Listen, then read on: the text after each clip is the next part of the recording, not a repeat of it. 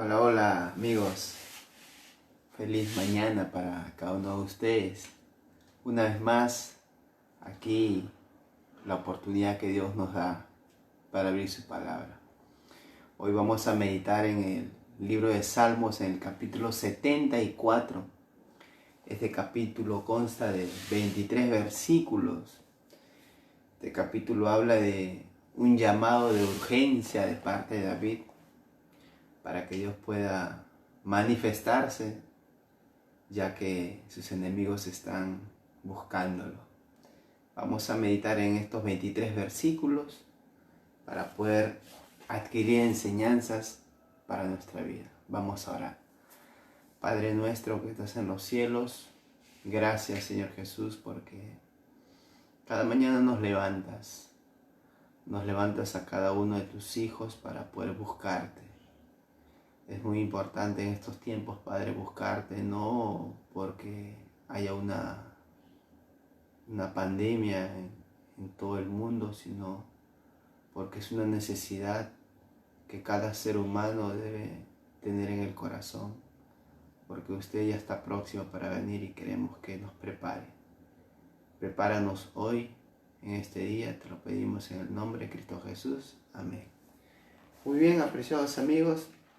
Vamos a abrir la palabra de Dios en el capítulo 74 del libro de Salmos. Vamos a meditar en los 23 versículos que el día de hoy tenemos. Son 23 versículos que nos habla del clamor de una persona, del clamor de David hacia un Dios que aparentemente pareciese que no se recordase de su hijo, ¿no? Vamos a ver cómo es que David clama y hace su pedido a Dios, y que no es muy ajeno a nosotros. Vamos a ver que David también era un ser humano como tú y como yo, que padeció muchas dificultades, crisis en su vida, pero vamos a aprender cómo es que, así como afrontó David, cómo es que también aprendió a depender de Dios. Prestemos atención a los versículos 1, 2 y 3. Dice la palabra de Dios: ¿por qué, Dios, nos has desechado para siempre? ¿Por qué se han encendido tu furor contra las ovejas de tu prado? Acuérdate de tu congregación, la que adquiriste desde tiempos antiguos, la que redimiste para hacerla la tribu de tu herencia, este monte, Sión, donde has habitado. Dirige tus pasos a las ruinas eternas, a todo el mal que el enemigo ha hecho en el santuario. Si te das cuenta, el versículo 1 comienza diciendo ¿por qué? Y líneas más abajo también nuevamente ¿por qué? ¿No?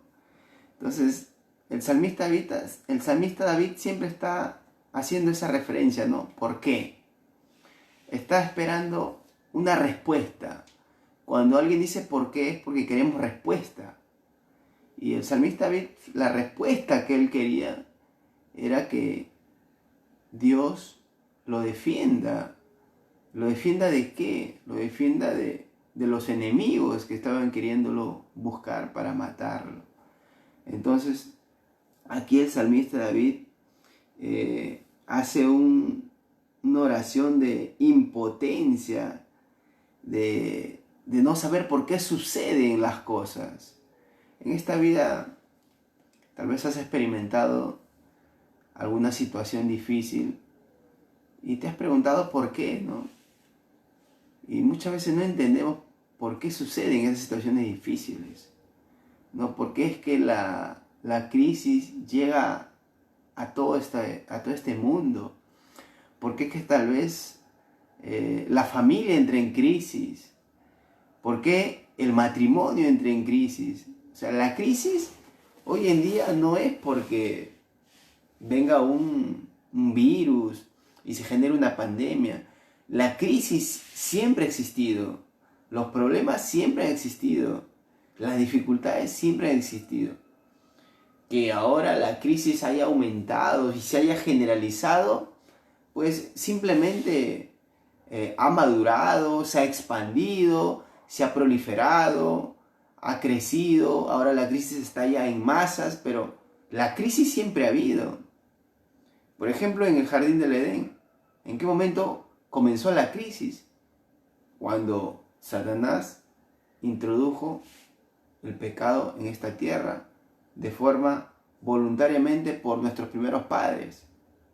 ¿Se dan cuenta? La crisis es porque uno mismo permite pasar por esa crisis. Vemos la segunda crisis entre los hijos de Adán y Eva, Caín y Abel. Sabemos que Caín mató a Abel. Vemos otra crisis allí. Otra crisis. Cuando Noé predicó y nadie le creyó. Nadie le creyó y se burló. Se burlaron de la predicación que Noé daba, de que todo ese entonces iba a prácticamente ser inundado, pero nadie le creía. Hoy en día hablamos de la segunda venida, pero la gente no cree. Y el hecho de no creer es entrar en crisis. ¿Por qué? Porque estamos yendo camino a la muerte. El barco está yendo camino al vacío, pero sin embargo no nos estamos dando cuenta. ¿Y hacia dónde estamos yendo? A la crisis. Y a la peor crisis. Por eso, apreciado amigo y apreciada amiga, muchas veces no entendemos por qué suceden las tragedias. Pero ¿cuándo una persona puede entender lo que está viviendo? ¿Cuándo una persona puede tener la capacidad de decir no por qué, sino para qué? El salmista David era un ser humano como tú y como yo. Por eso es que se hacía esas preguntas. ¿Por qué? Pero el por qué no es malo preguntarse. Lo malo es detenernos en preguntar por qué. Y detenernos mucho tiempo en pensar por qué. Nosotros debemos detenernos en pensar ¿para qué?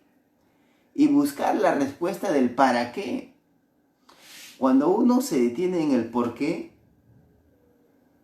lo que sucede en la persona es lamento, es desgano, es desánimo, porque no encuentra respuestas. Y cuando nos preguntamos por qué, perdemos el tiempo porque no vamos a encontrar una respuesta para el por qué. Pero si nos detenemos en pensar el ¿para qué? Allí sí encontramos respuestas. ¿Para qué sucede esta crisis? ¿Para qué? Para hacernos más fuertes, para depender más de Dios, para ser más ordenados, para ser más higiénicos. Hay respuestas. ¿Para qué viene la enfermedad en mi vida? ¿Para qué? Para cambiar en mis hábitos alimenticios, para reformar mi vida. ¿Para qué? ¿Se dan cuenta? Entonces, el para qué sí tiene muchas respuestas, pero generalmente el por qué nos detiene y nos enfrasca y hace que no avancemos. Por eso, apreciado amigo, hoy, siempre cuando pasamos por una situación difícil, nuestra pregunta debe ser ¿para qué? Aquí en el último versículo que hemos leído, el versículo 3, termina diciendo, dice que dirige tus pasos a las ruinas eternas, a todo el mal que el enemigo ha hecho en el santuario. Mira el propósito del enemigo. De todo el mal que ha hecho el enemigo en el santuario.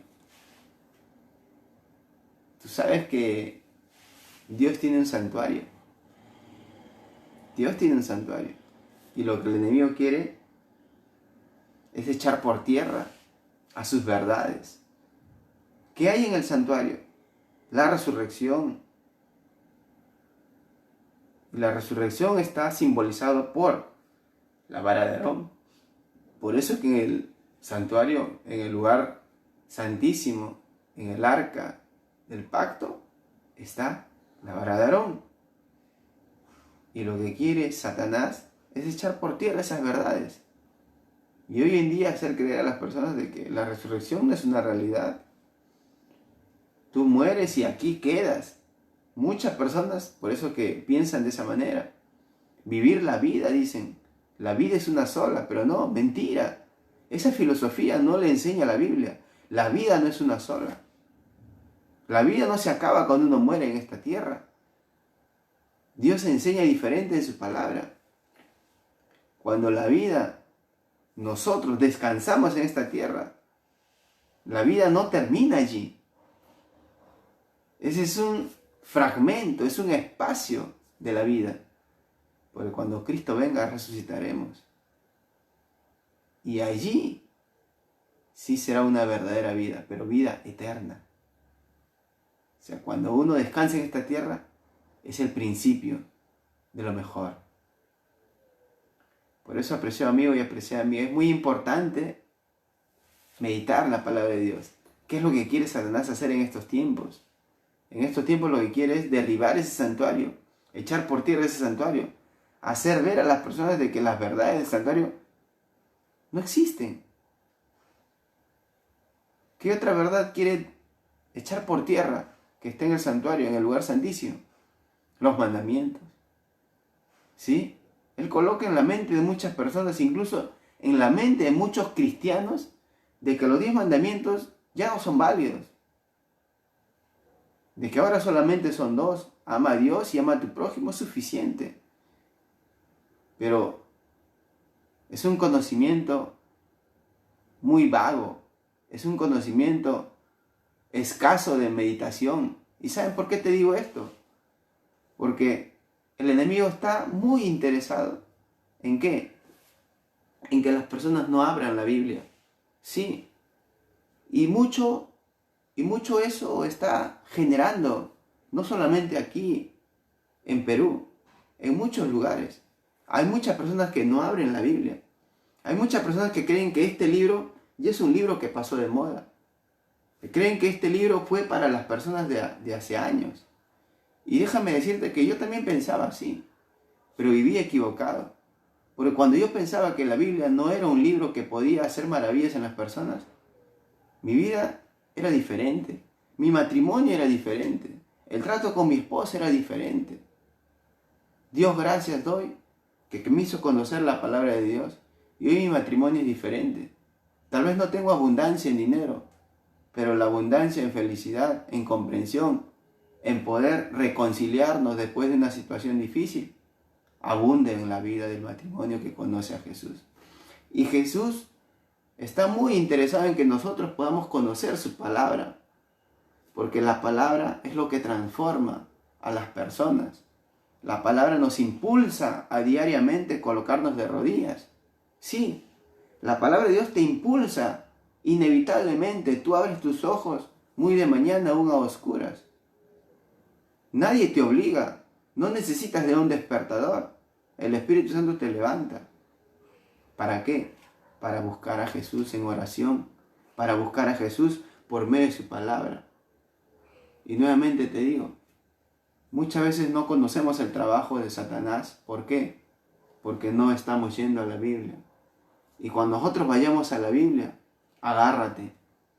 Agárrate, amigo, agárrate, amiga. ¿Por qué? Porque cuando Satanás ve que tú abres la Biblia, se enoja mucho y viene contra ti. Sí, viene contra ti. Pero eso no es una novedad. Ustedes se acuerdan de los discípulos. Cuando ellos se reunían, cuando ellos querían predicar el Evangelio después de que Jesús resucitó. ¿Qué pasó con Esteban? Lo apedrearon. ¿Por qué? Porque Jesucristo dijo, el que quiera seguirme, cargue su cruz. Y cuando uno decide seguir a Jesús, apreciado amigo, apreciada amiga, la vida no es fácil. La vida no es fácil. La vida sigue siendo más difícil aún.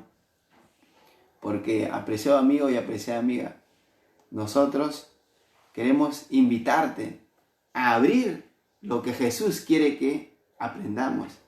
Y Jesús quiere que no solamente nosotros conozcamos de su palabra, quiere que nuestros hijos también conozcan de su palabra.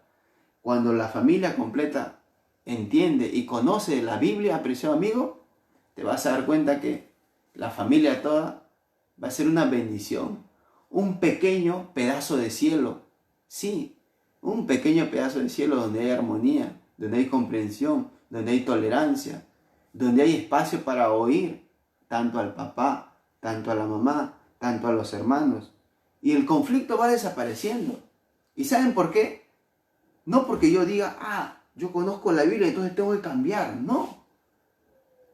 ¿Sabes por qué genera Dios el cambio? Porque el problema, ¿saben dónde está? En el carácter de la persona. Y Jesucristo es muy especialista en cambiar el carácter. Ese carácter explosivo, ese carácter gruñón, ese carácter donde se levanta la voz y se dice, yo tengo la razón, que conmigo no. A él sí, ay, conmigo no. Ese carácter, Jesucristo lo cambia. Jesucristo nos hace mansos. ¿Y mansos para qué? Para ser personas que realmente transmitan esa paz, den un mensaje de esperanza, que cuando opinen con firmeza, con seguridad, y no pretender que el grito nos hace más que las demás personas. Apreciado amigo, estos 3 versículos son versículos muy importantes. Vamos a seguir continuando y meditando con los versículos que siguen, 4, 5, 6, 7 y 8. Atento a lo que dice el Salmo 74. Versículo 4, dice la palabra de Dios. Tus enemigos vociferan en medio de tus asambleas. Han puesto sus estandartes por señal. Son como los que levantan el hacha en medio de tu tupido bosque. Y ahora con hachas y martillos han quebrado todas las estatuas. Han puesto a fuego tu santuario. Han profanado y echado a tierra el tabernáculo de tu nombre. Dijeron en su corazón, destruyámoslos una vez. Han quemado en la tierra todas las moradas de Dios. Tremendo el versículo. El versículo 4 nos habla, tus enemigos vociferan. Apreciado amigo y apreciada amiga. Hay gente que habla y hay gente que habla por demás. Hay gente que habla detrás de ti. ¿Y saben para qué? Solamente para buscar un pretexto y para buscar el conflicto en las familias. Tal vez en tu trabajo hay alguien que esté hablando mal de ti. Y eso es una realidad. La palabra de Dios dice, tus enemigos vociferan en medio de las asambleas. Siempre hay personas que hablan mal. Hoy que estamos meditando la palabra de Dios, eso no puede estar en nosotros. Tú que conoces la palabra de Dios, pídele a Dios en oración de no ser instrumentos para poder hablar mal sobre otras personas. Ahora, van a haber personas que van a hablar mal de ti posiblemente. Entonces, ¿qué debemos de hacer?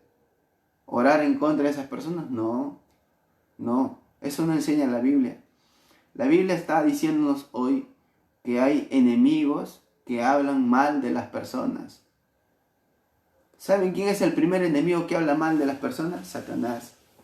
Porque Satanás es el primero que nos acusa a nosotros. Satanás es el primero que nos señala. Cuando algo nos equivocamos o cuando algo hacemos mal, porque nos vamos a equivocar como seres humanos. Como seres humanos, tú y yo, siempre vamos a tener errores. El hecho de conocer la palabra de Dios no nos hace santitos. Santitos me refiero al hecho de que todo lo hagamos bien. Va a haber errores. No te desanimes si te equivocas. Cuando uno se equivoca, ¿qué es lo que hace Jesús? Genera en el corazón de las personas el hecho de pedir perdón. Pero cuando no se pide perdón, es porque Jesús no está en el corazón. ¿Y saben quién está en el corazón? Satanás. Porque Satanás, ¿qué cosa es? Orgulloso. Y el orgulloso cree que no se equivocó. El orgulloso cree que está bien en todas sus acciones. Pero el corazón que conoce a Jesús es ese corazón que agacha la cabeza y dice, me equivoqué, perdón, quiero hacer bien las cosas. Así es, en el corazón del que conoce a Jesús hay reconciliación. Por eso, apreciado amigo y apreciada amiga, cuando tú veas enemigos que vociferan contra ti, lo que tienes que hacer con ellos es orar. es orar. Ora por tus enemigos. Jesucristo enseñó eso en el Sermón del Monte. Ora por tus enemigos. Hay que orar por aquellos que posiblemente nos desean lo malo, nos tienen tal vez cólera, porque hay muchas personas que no simpatizan con nosotros. Y no porque nosotros no queremos simpatizar con las personas. Por ejemplo, ¿por qué los estaban queriendo matar a David? ¿David había hecho algo? No. Entonces, David no había hecho nada, pero tenía enemigos. ¿A causa de qué? A causa de que él había sido ahora escogido para ser rey. Sí, Dios lo había elegido para ser rey. Y Saúl no quería. Él quería seguir siendo rey. Y por eso es que había conseguido enemigos. En esta vida los enemigos no solamente se levantan porque uno genere esa enemistad. Muchas veces el enemigo se levanta porque nosotros estemos haciendo el bien. David estaba haciendo el bien. David estaba obrando bien. Pero el enemigo se levantó contra él. ¿Y por qué quería matarlo? Porque ahora David iba a ser el nuevo elegido por Dios. Y siempre cuando Dios elige a alguien, ahí el opositor se levanta. Satanás se levanta. Cuando siempre Dios eligió a alguien, Satanás siempre se levanta para querer destruirlo. ¿Se acuerdan cuando Dios levanta a Abraham para libertar a su pueblo? ¿Quién fue el primero en oponerse? Satanás. Levantó un decreto para matar a todos los niños.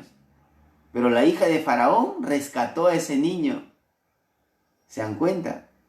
Dios cuando levanta a alguien, el enemigo siempre está queriendo destruirlo.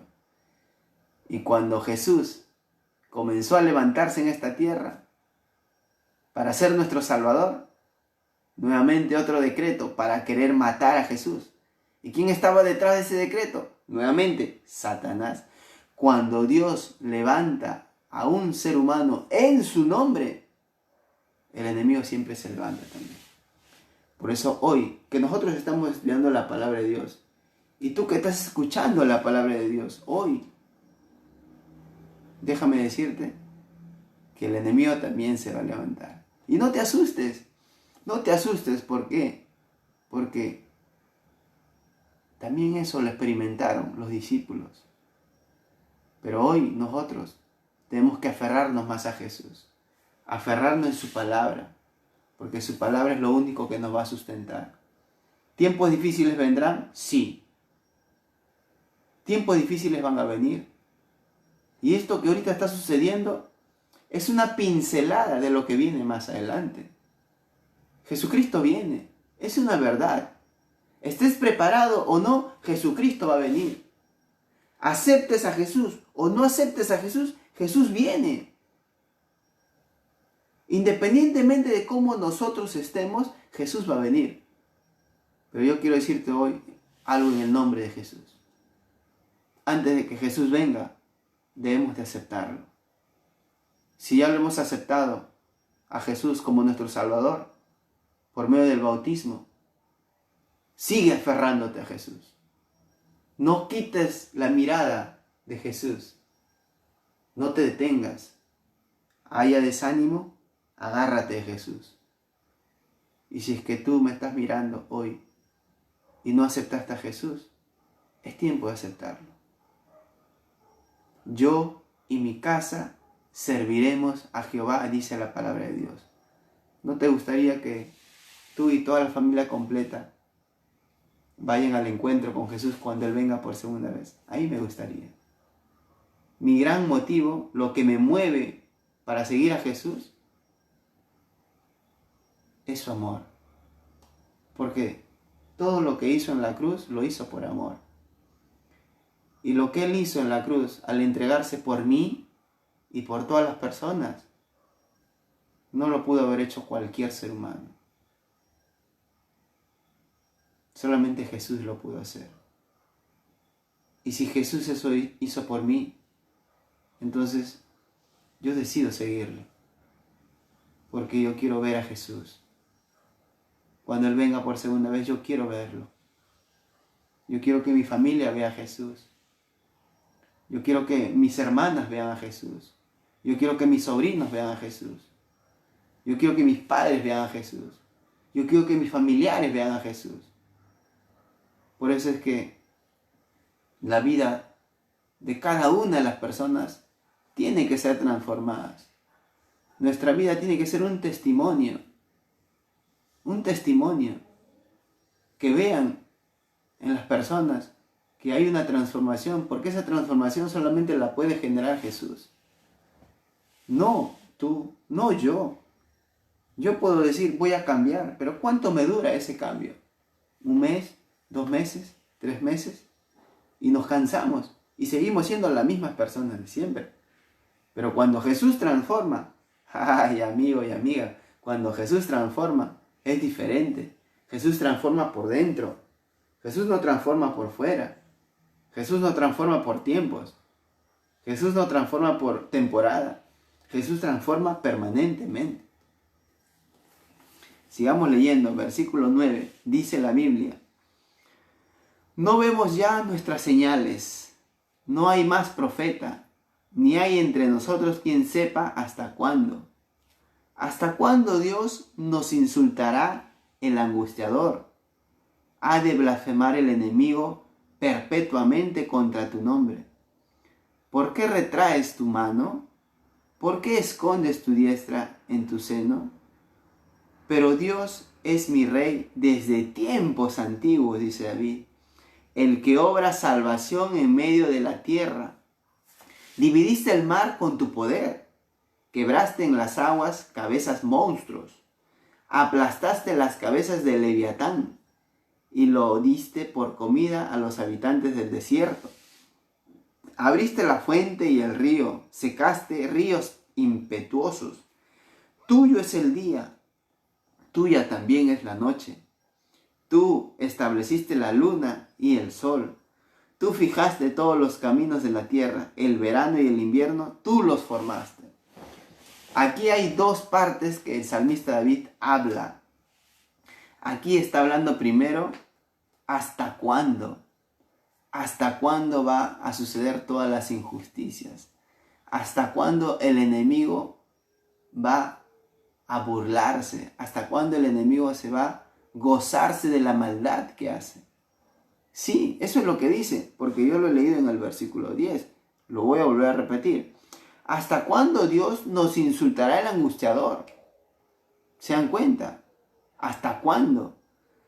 Ha de blasfemar el enemigo perpetuamente contra tu nombre. Habla de una blasfema. Habla de que el enemigo está hablando mal de Dios. Está hablando mal de su nombre. Porque el enemigo lo que quiere es eso. Lo que dice la palabra de Dios. Ha de blasfemar el nombre perpetuo contra tu nombre. Ha de blasfemar. ¿Qué es blasfemar?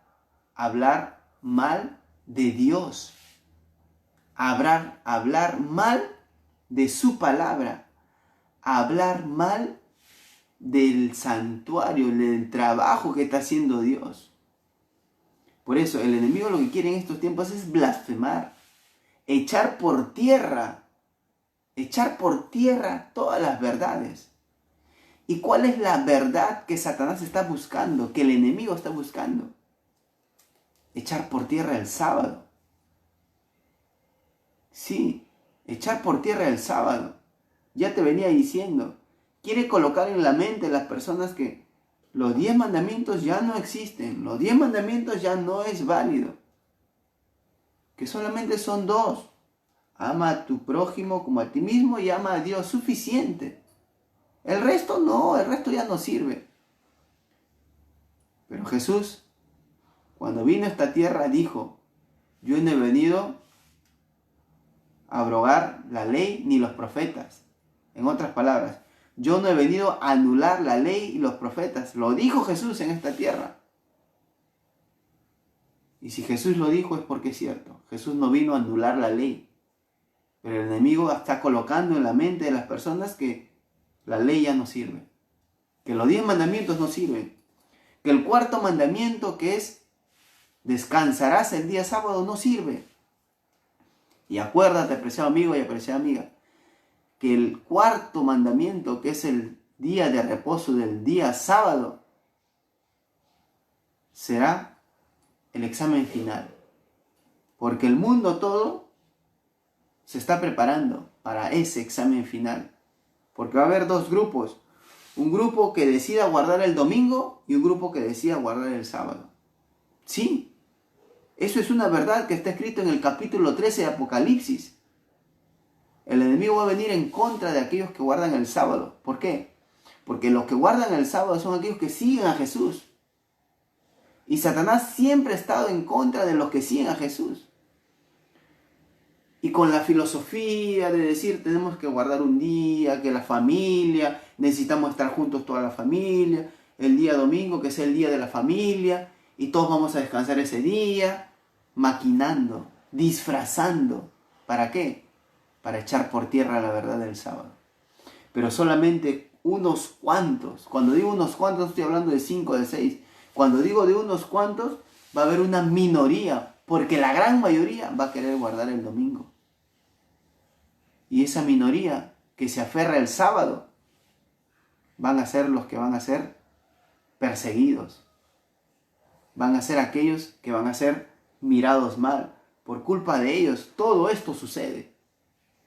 Pero apreciado amigo, en el nombre de Cristo Jesús te digo, por más que venga lo que venga, nunca te desanimes. Sigue siendo fiel a la palabra de Dios. Así se caiga el cielo, así se caiga todo. Tenemos que seguir firmes. Porque el sábado no es un antojo de una persona. Cuando Jesucristo creó los cielos y la tierra, cuando creó, como dice acá, el sol y la luna, el verano y el invierno, cuando comenzó a crear todo en esta tierra, Jesucristo el séptimo día descansó. Dice la palabra, eso fue en el Génesis. Al principio fue creado el sábado. Jesucristo mismo descansó. Él mismo dio el ejemplo. Jehová Dios descansó en el séptimo día de toda su obra. Antes de que se den los 10 mandamientos ya Dios había dado ejemplo práctico en el Edén. Y en el Edén Él dijo que el sábado fue bendito y santificado. Lo bendijo y lo santificó. ¿Y por qué queremos nosotros cambiar el sábado por otro día? ¿Sabe por qué? Porque muchos no conocen la palabra de Dios. Muchos desconocen el Génesis, lo que hizo Dios al principio. Y Dios no cambia. El ser humano sí cambia, pero Dios no cambia. Sécase la hierba, marchítese la flor, mas la palabra de Dios permanece para siempre. Isaías 48. La palabra de Dios permanece para siempre, no cambia, no tiene mudanza. Versículo 18 en adelante. Acuérdate de esto, que el enemigo ha afrentado a Jehová, y un pueblo insensato ha blasfemado contra tu nombre. Ahí está. Vemos la blasfemia que hay de parte del enemigo. Acuérdate de esto, que el enemigo ha afrentado a Jehová. ¿En contra de quién? De Jehová. ¿En contra de quién? De su ley. ¿En contra de quién? De su pueblo. No entregues a las fieras el alma de tu tórtola. No olvides para siempre la vida de los pobres. Una tórtola es un ave, pero un ave tierno. La tortolita es un ave que recién ha nacido. Por eso dice que no entregues a la tórtola. El ser humano es como una tórtola, ¿saben? ¿Por qué? Porque es frágil. El ser humano que conoce a Jesús es frágil, es débil. Y muchas veces en medio de esa debilidad, nosotros tenemos que aprender a depender de Jesús. Tú y yo somos frágiles. Somos frágiles, ¿sabes? Cuando el ser humano reconoce que es frágil, entonces Dios es fuerte. Y si reconocemos esa fragilidad, entonces buscamos a alguien que es fuerte. Entonces buscamos a quién? A Jesús. A Jesús tenemos que buscar. Porque la palabra de Dios dice, no entregues a las fieras el alma de tu tórtola. En esta vida, la fiera está queriendo devorar. La Biblia dice que Satanás es como un león rugiente, buscando devorar a su presa. Ahí está. Ahí está. Aparentemente, Satanás es fuerte. Pero déjame decirte, amigo y amiga, que Satanás ya no es fuerte. Satanás es un enemigo vencido. Cuando Jesucristo murió en la cruz, aplastó la cabeza a Satanás. Colocó el golpe mortal. Y tú y yo estamos peleando con un enemigo vencido.